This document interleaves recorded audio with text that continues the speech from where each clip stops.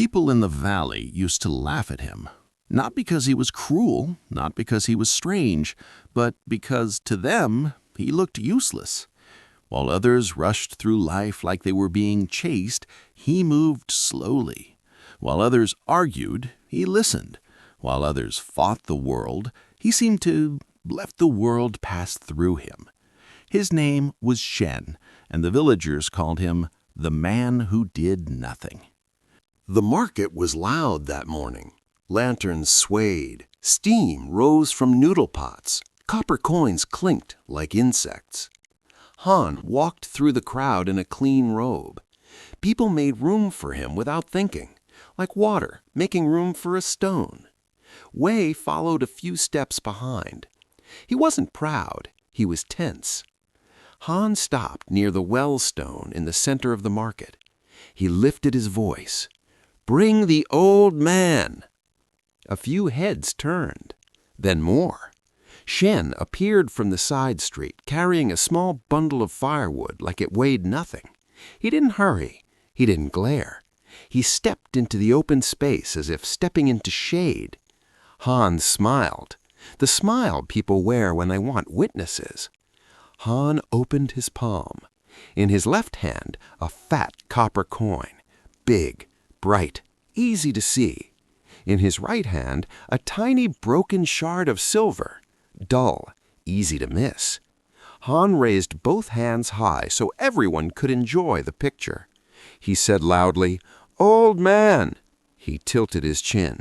"Which one is worth more?" A few people chuckled already. They knew what was coming. Wei's stomach tightened. Shen looked at the two pieces of metal. He didn't squint. He didn't act confused. He reached out and calmly took the copper coin. The crowd laughed, not cruelly at first, then louder as Han encouraged it with his grin. Han put the silver away and tossed the copper coin toward Shen like feeding a bird. "Good," Han said. "Take your prize." Shen nodded once, not in gratitude, just acknowledgement. Then he stepped away, firewood still on his shoulder, copper coin disappearing into his sleeve. He did not look back at the laughter.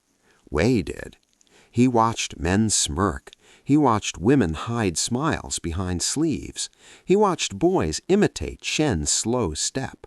Something in Wei burned.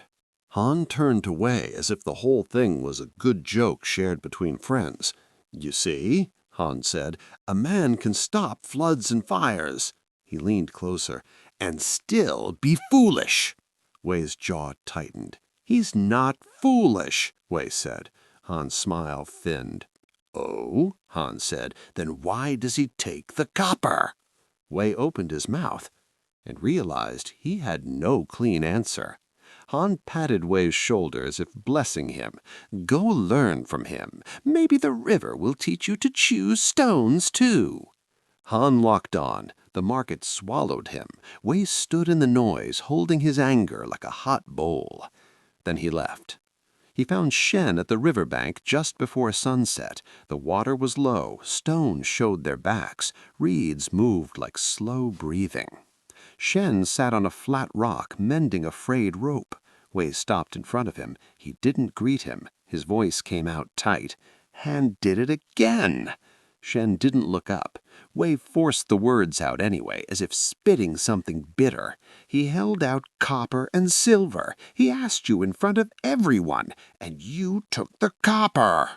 Wei's hands clenched. "They laughed at you." Shen's fingers kept moving. The rope slid through his hands once, then stopped. Shen said, "How many days has he asked?" Wei blinked. "Many." Shen nodded once. "And how many copper coins have I taken?" Wei's throat moved. "Many." Shen set the rope down. He looked at Wei the way he looked at weather. Wei's eyes hardened. "But the silver is worth more," Wei said. "Everyone knows it." Shen said, "Yes." Wei stepped closer. "Then why do you keep doing it?" Shen didn't answer. He reached behind the rock. His hand came back with something heavy, a clay jar, old, stained, sealed with a cloth and twine. Wei's anger stalled. Shen untied the cloth. He tipped the jar over. Clatter! Copper coins spilled out onto the stone and sand. Not 10, not 20, hundreds. A dull, endless sound, like rain that doesn't stop. Wei stared. A small mountain of foolishness. Shen said, Han pays for the story. Wei swallowed. Shen's voice stayed calm. If I take the silver once, the story ends, and so does the payment. Wei's face tightened as understanding arrived, slow and unpleasant.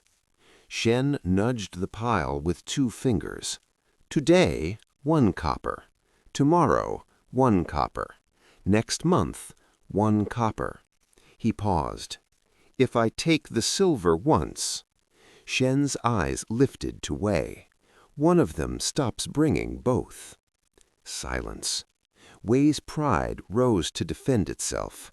But they think you're stupid, he said. Shen's gaze didn't move. Let them, Shen said. Wei's breathing grew louder. But dignity matters, Wei said. Respect matters. Shen nodded once. Respect is good, Shen said. Being owned is not. Wei looked away toward the reeds. His anger was wearing a clean robe. Under it was pride. He spoke quieter now. So what do I do when someone laughs like that? Wei asked. When someone makes me small in public? Shen didn't answer immediately. A leaf bumped a stone, spun once, and slid past without fighting. Then Shen said, First, notice what he is offering. Wei frowned. Shen said, a hook. Wei's throat tightened. And if you grab it, Shen said, you help him pull. Wei's hands loosened slightly.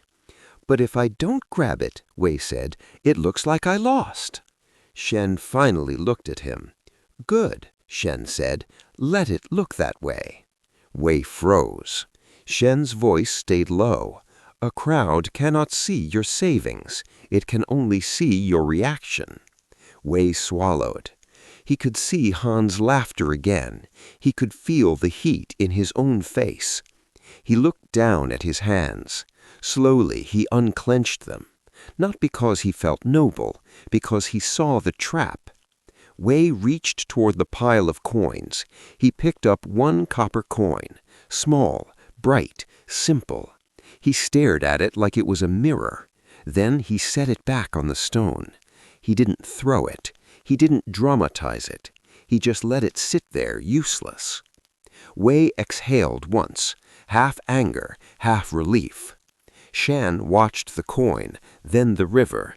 Then he said one last line, soft as a blade. Some men don't steal your money.